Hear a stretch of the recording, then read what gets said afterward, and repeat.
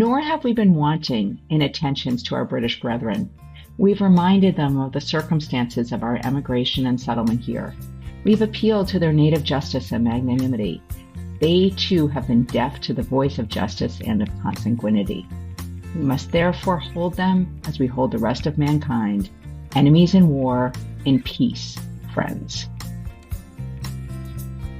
Welcome to Life, Liberty, and the Pursuit of Happiness, a podcast commemorating the 250-year anniversary of the Declaration of Independence. The show is sponsored by the American Centrum in Hamburg, Germany, and I'm your host, Andrew Sola. We must therefore hold them as we hold the rest of mankind, enemies in war, in peace, friends. That's such an interesting phrase.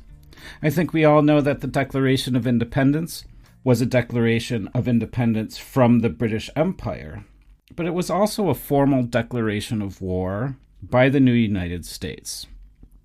And don't forget that when independence was declared, the war had been raging for over a year. However, less attention is paid to the fact that the Declaration of Independence can also be read as a declaration of civil war, a war between colonists who were loyal to the British Empire and those who were willing to risk their lives, fortunes, and sacred honor in a war of independence. So we can read that line, we hold them as we hold the rest of mankind, enemies in war, in peace, friends, as an implicit declaration of war against fellow Americans. This is the final warning. If you do not join our struggle now, you are the enemy. If you do not join us now, we are at war with you too. And so what we have here is the first American Civil War, declared while simultaneously declaring independence.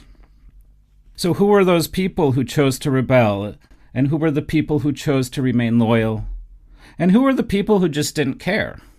What influenced their decisions? Was it money? Was it religion? Was it race? Was it geography? Were families divided? Were neighbors divided? What would happen if you met your neighbor or your brother or your uncle on the battlefield? Would you shoot him? And would he shoot you? These are hard questions to ask now, 250 years later. Imagine how hard it was for the people who had to choose a side in 1776.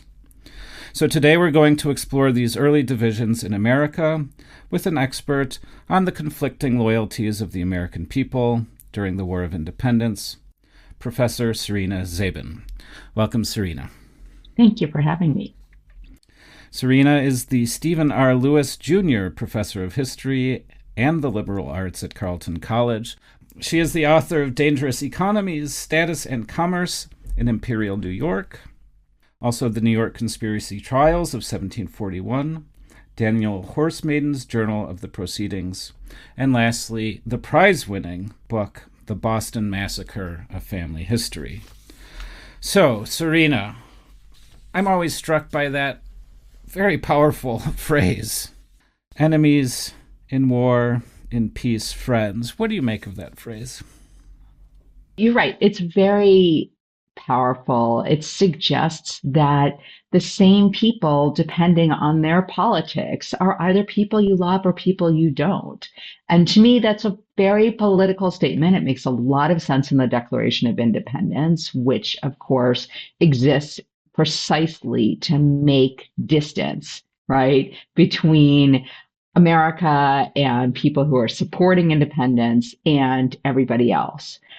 It is an aspirational statement. I do not think, in fact, that most people, even the most committed political people who signed that declaration, actually found it within them to treat people entirely differently, especially the people they knew, depending on their politics. People still really felt ties of friendship and family and other forms of loyalty, sometimes even economic loyalty, their business connections never quite disappear throughout the war, even as people did do vicious and violent things also to people they knew, to their neighbors, and sometimes even to their families. in the name of politics. Yeah, we'll get into some of those specifics as we go on, but maybe we can just start by roughly charting the historical progress here. So, Lexington and Concord is about 15 months before the Declaration of Independence. So if we're trying to just kind of chart a path, what type of people are supporting the revolution at Lexington and Concord, and then we get to the Declaration of Independence, and then it carries on. Can we just kind of talk through that historical progress a little bit? Sure. I'd actually put the moment that folks are trying to decide if they can still be loyal to Parliament, Britain, the King, and care deeply about the protest movement to 1774. I think it's the Coercion Acts, right? What get to be known as the Intolerable Acts, that really do make it impossible for people who wanted to say, I am all in on these kind of political arguments about the ways in which colonies are being treated, but I'm not okay with the ways that the Sons of Liberty and other people have been managing kind of street violence and other pieces. After the Port of Boston is closed, people are really having a hard time with food. And there are other acts that are passed, including, of course, the Quebec Act, which I know you've talked about elsewhere on this podcast. I think it's at that moment that the line between patriot and loyalist becomes more clear. That's not to say that people are not still crossing back and forth between that line, and many people are looking for a space either in between them or maybe underneath them, right? Trying really hard not to have to claim a space in either place. But certainly by the time we get to Lexington and Concord, we have people who are clearly committed to one side or another because that's partly what war does, right? When Massachusetts starts telling towns to create a militia that are going to be ready for violence, right? At any moment, not the violence that they may have initially once imagined, which honestly was primarily against Native nations in the 17th century, but now against a British army, which they did sort of foresee coming. When Massachusetts and other New England towns start putting together these bands of their militia, they are asking folks, men, to show up, right? And when you have to show up with a gun and be willing to shoot somebody, that is the moment that you are putting your politics out in front of your neighbors, in front of your family, and saying, I will stand up for this group of people, if not actually this idea.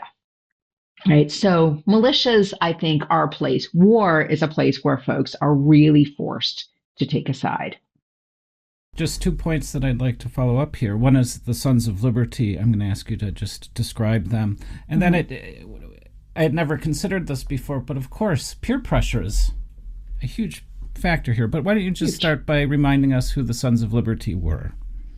The Sons of Liberty were a political club, kind of started as a drinking club, I think. They emerge out of the Stamp Act protests. And while they exist as clubs of men, right? So they're Sons of Liberty. They exist all over the British colonies, not even just in the ones that end up becoming the United States.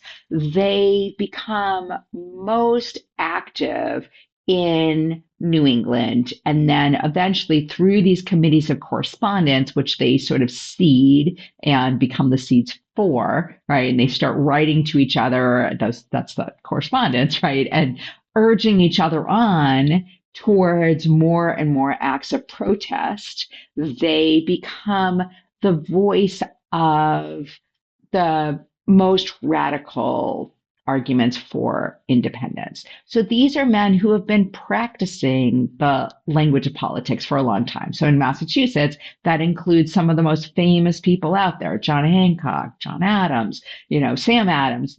Those are the sons of liberty who become major players, right? But they practice in a much smaller space that's primarily taverns. Interesting. The next point was peer pressure. So when the militias are mustered, and if all of the young men and older men are assembling at the town square and you're conspicuously absent, people are going to start asking questions. So even if you're sitting on the fence, if the militia is summoned and you're not showing, I guess people are going to throw around the word coward or traitor quite a bit, yeah?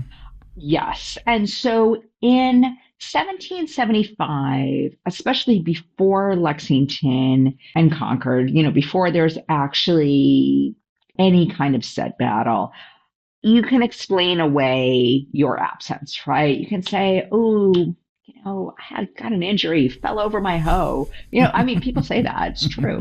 And, they don't show up. I'm like, oh yeah, so sorry. That piece is fine. After Lexington and Concord, however, as the call for troops spreads throughout New England and then even further, right? And as people start to come, and they're starting to come by, if April 19th at dawn is the shooting in Lexington and Concord, by the 20th, you have people coming from New Hampshire, from Connecticut, from Rhode Island. And as they are chasing the British back that night, right? Lots of militias are back into Boston and then start that siege. All kinds of American men and some women who come with them are working hard to show that they really believed in this movement that's going to push back on British overreach. And it still looks a little like British overreach at that moment, right? It looks like what's really happening is the British Army is taking the gunpowder supplies that towns feel entitled to for their own safety, that they've always had, or always for 100 years, but for a long time they've been able to claim. And so this is still in lots of ways an argument about overreach. But as those militia groups stay around Boston, that will become the nucleus of the Continental Army. Right. I find that as we talk about these things, and as I've done with many of my guests, we focus so much on the Patriots and the John Adams and the Ben Franklin and all of this. And I just feel that loyalism is lost entirely. And even in just the first couple minutes here, we're just like forgetting about loyalists. And it strikes me as being very unfair. So I do want you to focus now a little bit on loyalism. Let's just get to know them and understand that maybe, they're not necessarily cowards or traitors or anything. They're complex people making reasonable decisions, right?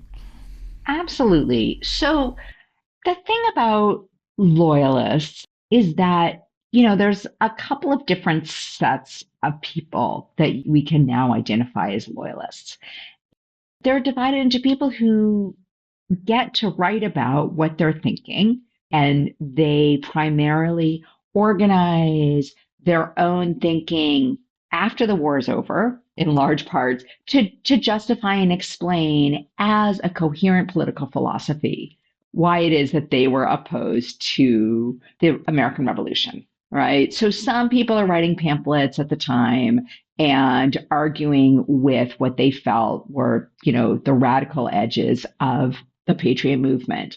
But most people who are loyalists are really named that by their neighbors who don't like their actions, whatever they may be, right? They seem somehow either completely committed to a British army or they are insufficiently committed to a patriot cause. There are things that some people, especially men, do that make it clear that they're going to be loyalists. They are going to stand in the middle of a crowded tavern and drink a toast to George III And it's so clear that they are doing this to tweak someone's nose, right? Is this And what we would now call trolling in the trolling. tavern? Exactly. So there's plenty of that, right? Are they really loyalists? Probably. Do they also have other reasons that have a lot to do with their community and the people they're drinking with? Yes.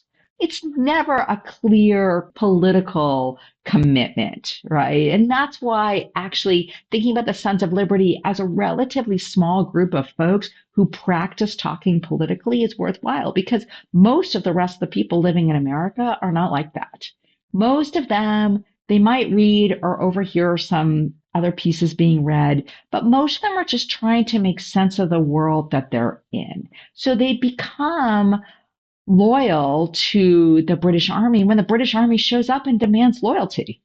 And then they are loyal to Congress or the Continental Army when the Army shows up or Congress shows up and demands loyalty.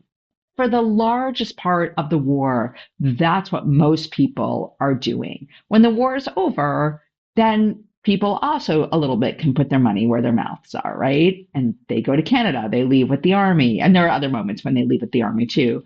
But for the most part, during the war, unless you are deeply committed, most people are looking just to stay alive. That's a really interesting aspect of all wars, of course. And after the fact, as we are rewriting our justifications for what we do, I guess people haven't always just been honest about it and said, well, when the British Army came, I was like, okay, I'm supporting you. And then when the American or the Patriot Army or the Continental Army came, it was like, okay, yeah, woohoo. And I think we see that throughout history. I'm thinking of many examples, World War II, for example. You know, people were just like, okay, well, I guess I have to support the Germans or whatever. And then the Americans came, it's like, hey, we're free. Woo-hoo. We've always been here. Yes. I mean, and, of course, and this has been true, no doubt, since the Battle of Marathon.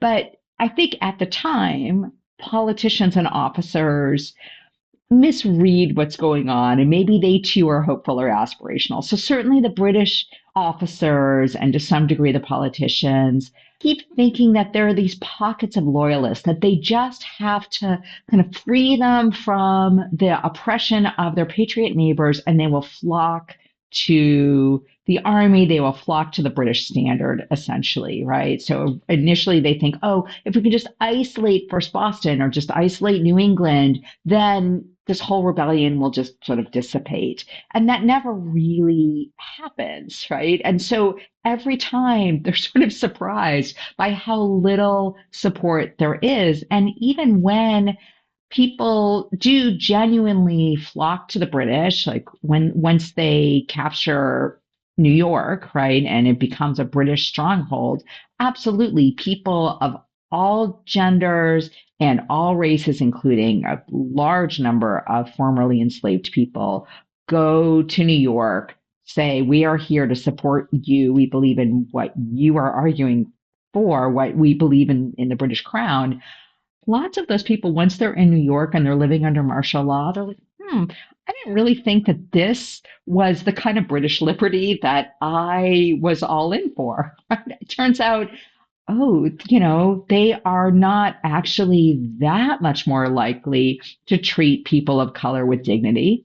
Not at all, right? And, they're not even wealthy white guys who think that they've been oppressed by their patriot neighbors and come to the British think, I don't really like living under martial law. I don't like being told what to do by some, 18-year-old officer. That's not fun. That's not what I had in mind. So lots of times what people imagine loyalty to be turns out not to work for them, right?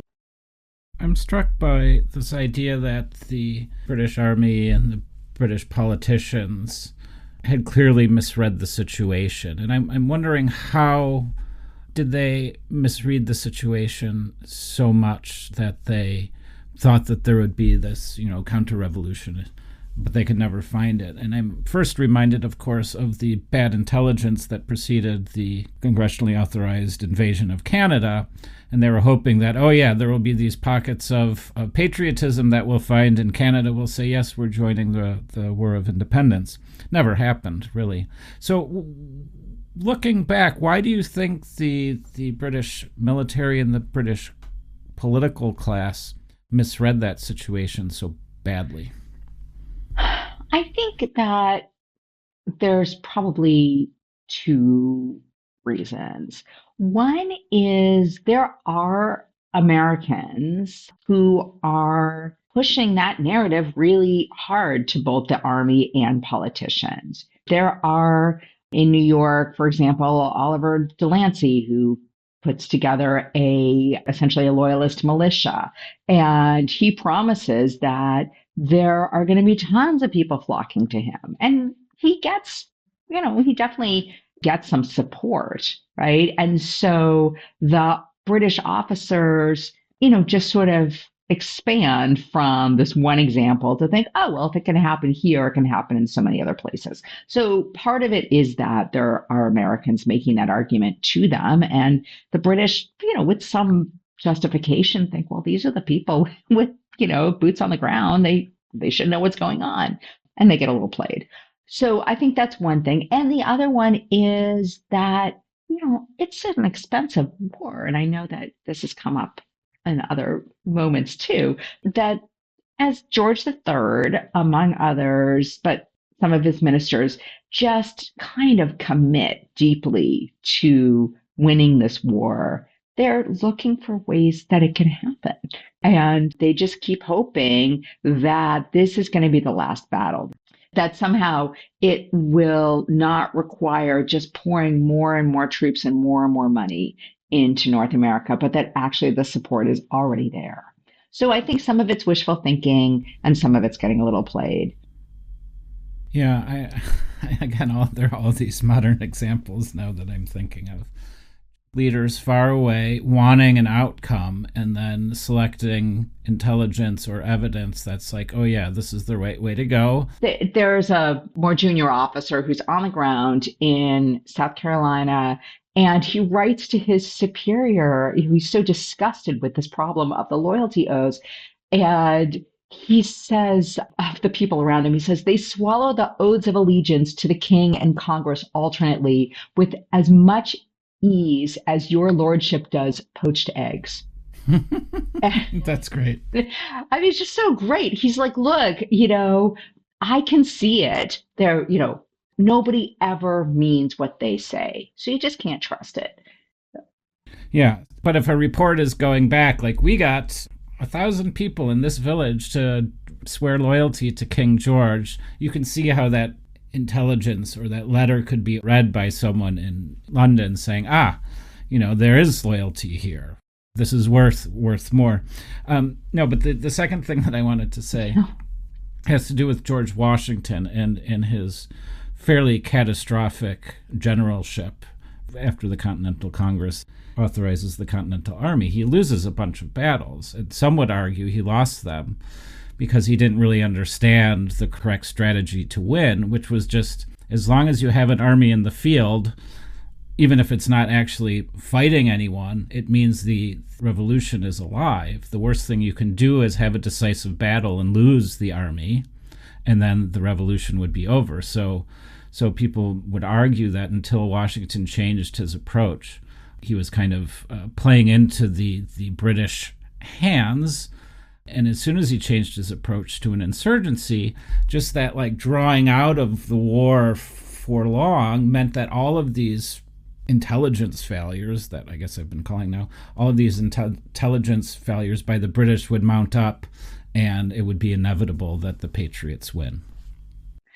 Yes, I mean, as well as I do, inevitability is maybe not the best approaches to thinking about, especially that war. It's got many moments that things might have gone south for different people. And, and even the battles that one side wins, nobody's sure about how any of this is ever going to play out, I guess. but it's true that the army, and I think maybe this is the biggest point I want to make, that both the Continental Army and the British Army are probably the biggest factors in determining people's loyalties, Just right? their presence in Especially your at region. their presence. Right. Yeah. How like goes through South Carolina and North Carolina too. And he just makes these pronouncements. If you haven't joined, the local loyalist militia in the next 3 days, we're going to hang you. And then he leaves, hoping that this is going to work. Right. And people are like, oh, sure, I'll sign up. And then he leaves. And then the militia dissipates. And the same thing happens, honestly, when Green shows up also in the South. It doesn't really matter. When the army comes to you, and this is true for women as well as men, right? When the army comes to you, you need to figure out how to negotiate the war. And it's rarely about your political principles. If it were, you wouldn't be sitting there waiting for the army to come at you. Right. Can you talk a little bit more about the experience of women and their tendencies for loyalism or patriotism or neutrality? How do we like to tell that story of the war? I think that story of the war is as mixed for women as it is for men. There are loyalist women, there are patriot women who are deeply committed. There are lots of women who, again, are just trying to make it through. But the ways in which both we know what they did and the ways in which they show their commitment are, in fact, quite different from men, largely because they don't fight. And so often the oaths that the army asks for are, to pick up arms, right? But what Congress actually tells all the states to do is to demand a loyalty oath that just sort of says, we support the idea of the justice of the rebellion, right? And that's actually a claim that they can demand women make. And so sometimes women do indeed sign loyalty oaths, but do they mean that any more than the men who desert immediately? That is so hard to say. Likewise, in Connecticut in 1779, Connecticut's a really interesting place to look at these conflicts between loyalists and patriots because it's not actually in a war zone, but it's so close to war zones. But when the British Navy comes and burns the coast in 1779, that summer, all of these people who have signed loyalist oaths literally come running out of their houses, waving these pieces of paper at the British officers saying, look, I am a friend, right? And most of the men are gone. These are mostly women trying to protect their homes. And the army says, or the Navy, that there are moments, hours when they say, okay, yes, we won't burn the Anglican church. That's right. That is kind of our church, right? We won't burn this house that is clearly owned by somebody who has signed a loyalist oath. And then 3, 4, 5 hours later, they're like, actually, we've decided we're just going to burn the whole town.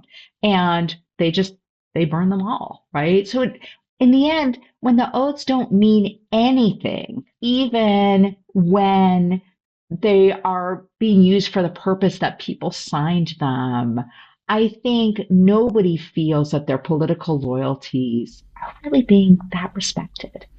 The loyalty oath history is so fascinating, but the way you tell it now, I'm wondering why, in fact, a loyalty oath meant anything. Because if people are being coerced or just changing their minds, and thirdly, if you make a loyalty oath to the British and they destroy your home anyway, like, what was the point of this loyalty oath? Who was trying to prove what to whom? Or were these like so based in some sort of code of honor that No. if you made an oath, it meant like, and if you then broke your oath, you would be like ostracized by, I don't know, all of society or something?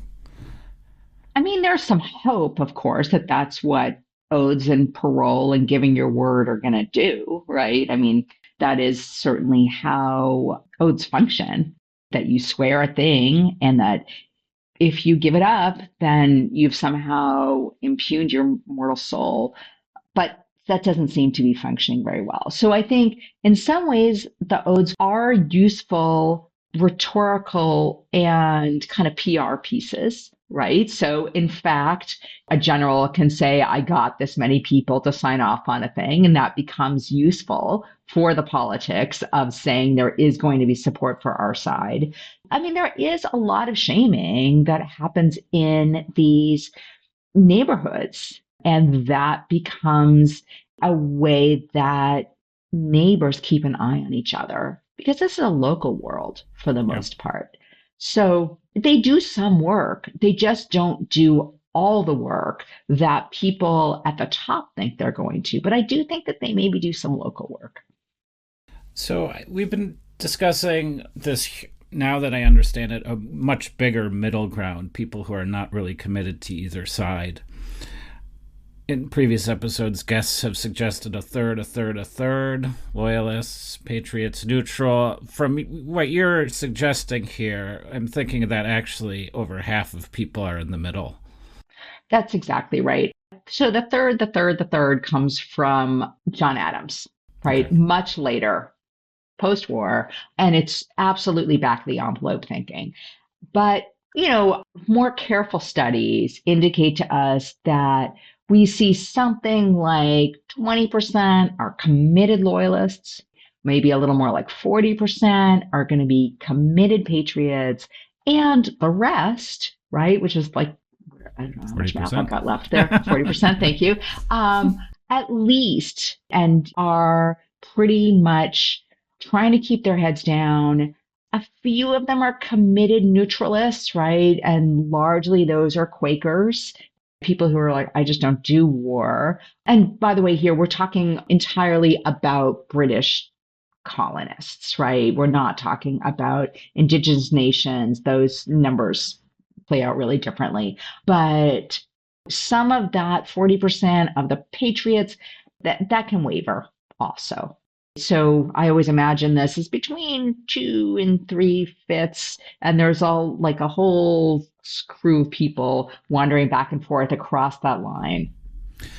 We mentioned the Sons of Liberty, the hardcore patriots, but we have kind of passed over the hardcore loyalists. Can we describe those hardcore loyalists a bit better? The true believers? Yeah. So some of the men who are hardcore loyalists who write about it, right? So we really know where their own politics sit are people like, William Franklin, right? Nice famous example, who's governor of New Jersey, whose father is super, they don't have a great relationship to begin with. And when he commits hard to supporting the king, Benjamin, his dad, is not pleased, and that's pretty much the end of their relationship. So you have people Wait, in sorry. political. William Franklin was Benjamin Franklin's son. Yes. And he was already, I didn't realize he was already governor of New Jersey. Yeah.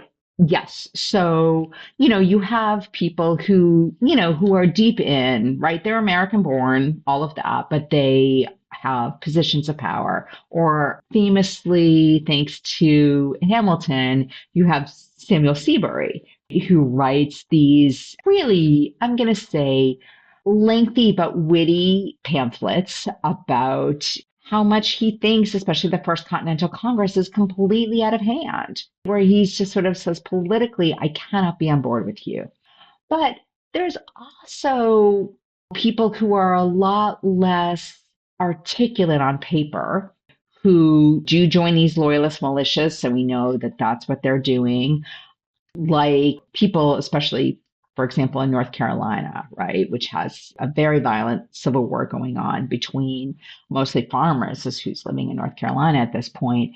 And you absolutely have people who join a loyalist militia, are happy to support the army when it shows up, are possibly playing out some older hostilities against their neighbors that predate these particular politics, but get kind of pushed on to the contemporary politics at that moment, right? And then the other really obvious and really interesting question is especially enslaved and formerly enslaved people who join often a loyalist side in part initially in 1776 at least because they are promised freedom from slavery if they stick, starting with Lord Dunmore's proclamation in 1776. But the Army and the Navy continue to make that proclamation, that promise to enslaved people throughout the war. And depending on where you are and which piece of the British Army you end up with, sometimes they follow through on that promise, and sometimes you might end up working for part of the Army where the kind of detail you've been put on is so deadly that you don't actually make it out of the Army, right? And that absolutely happens to both men and women. But there are lots of formerly enslaved people who leave with the British Army, who create these free Black communities, first in Canada and then in England, and then eventually around the world, as Cassandra Pires has shown us, right, even in Australia. And many of them do feel deeply committed to Britain as a possible beacon of liberty, or more liberty than they think that they're going to get in the new United States. Well, and I do, maybe just as we come to an end here, I do want to think a little bit about that word consanguinity in the Declaration of Independence, in the words, our British brethren. There is this sense, the language is very clear in the Declaration of Independence that they are speaking to their brothers, which is our British brethren. So it's clear that loyalism has a deep familial flavor to it.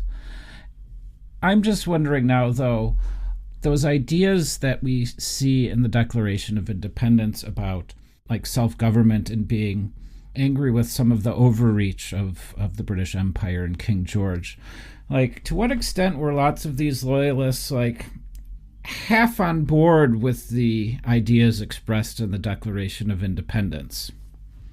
So there's lots of interesting things in what you just pointed to there. Certainly, everybody who is at all attached to thinking in political terms, whether or not they're very articulate, whether or not they're being published, like Tom Paine, does think about politics in familial terms.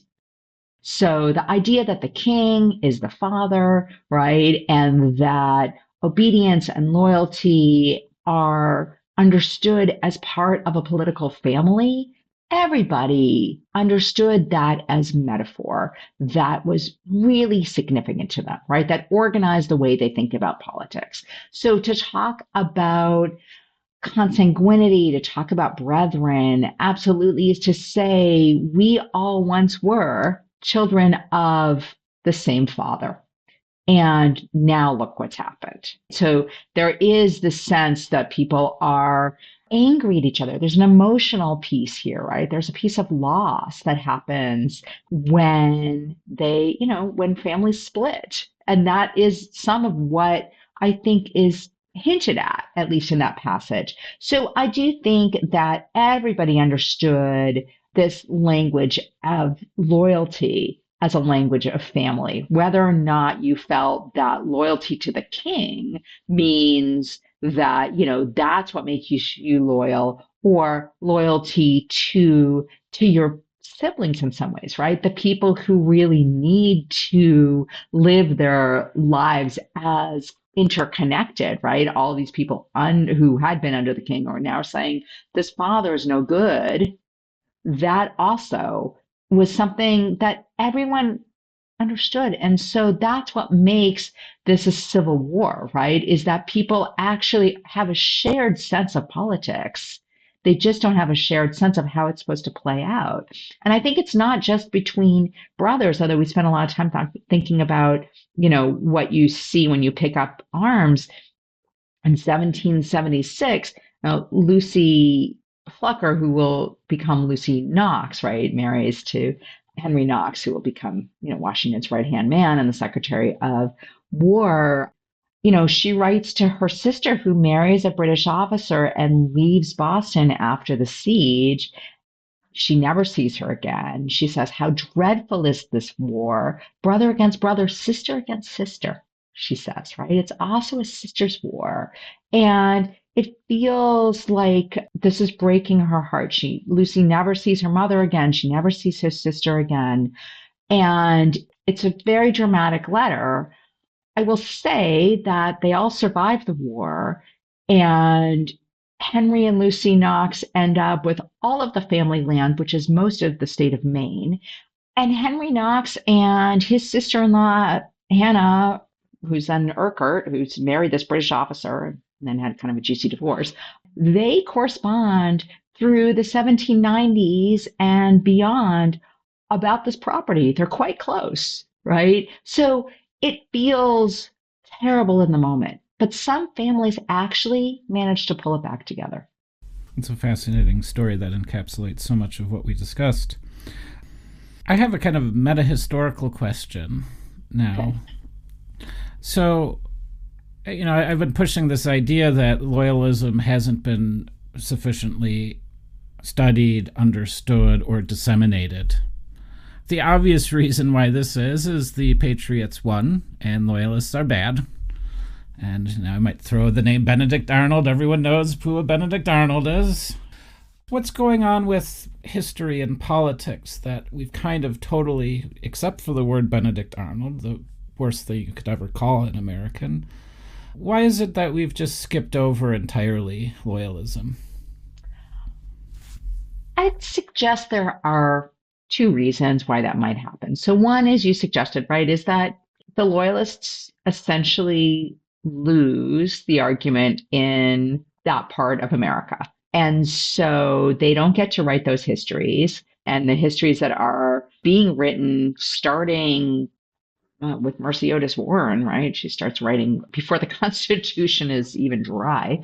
They are writing explanations of the war and of why the sacrifice is worth it and of what they hope this country is going to become and the ways in which they think people have already gone wrong. But essentially, there's a bedtime story about where is it that the United States comes from, and it comes from a comforting story of people who triumphed over wrong. The evil empire. Yeah. The evil empire. So that is unsurprising. That is a truly entwined with the Constitution, right? I mean, that's a story that people have been writing for a long, long, long time.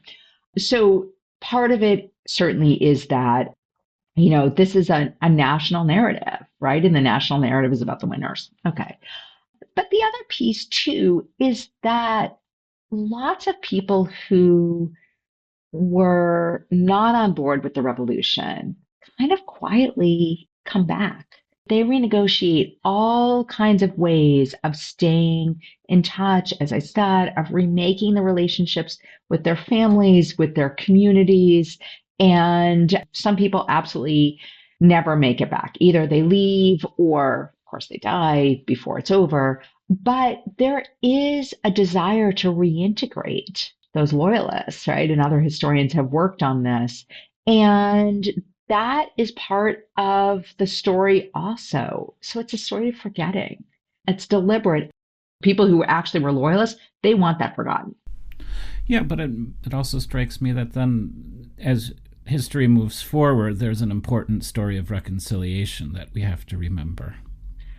Yeah, I think it's an important story. I think that's really beautifully put, that there's also a kind of post-revolution story of actual reconciliation, even while there's still a kind of public argument about who's really a patriot. How do we celebrate the revolution at 25 years once it's over, 50 years once it's over, right? All of those things. There's still people alive, but then they're celebrating some things publicly. They're not celebrating the reintegration of the Loyalists, but in fact, that is what is happening. And I think you're right that now this is a good moment to look back and think, okay, everybody who was opposed to the kind of radical edge that becomes the revolution didn't just take their balls and go home, right, and leave. They didn't all go to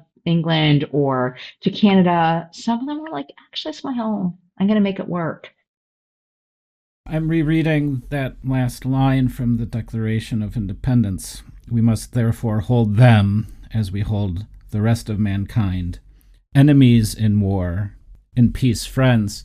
It strikes me as actually that might be very intentional, the sequence there.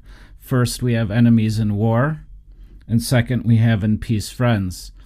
That even though the Declaration is a declaration of civil war, as we've been saying, but also it ends with in peace friends. So there is like this beautiful opening of the future horizon that like, hey, we are enemies at war, but if we're at peace, we can be friends again and maybe even brothers again. Yeah, I think that's right. I mean, I don't think that when Congress is approving this in 1776, they have any idea what peace is going to look like, of course. But I think they know at the time that they certainly have friends in England. They don't want to alienate all of them anyway, but that, nothing lasts forever. They knew that as well as any of us, right? This is the beginning of a war. I don't think anybody thought it was going to take 8 years, but they did think when it was over, if they actually didn't get swallowed back up, that there was going to be a space for remembering all of these people who were their family. Beautiful. I ask all my guests as we end, 250 years after the Declaration of Independence, what are the big takeaways that you have?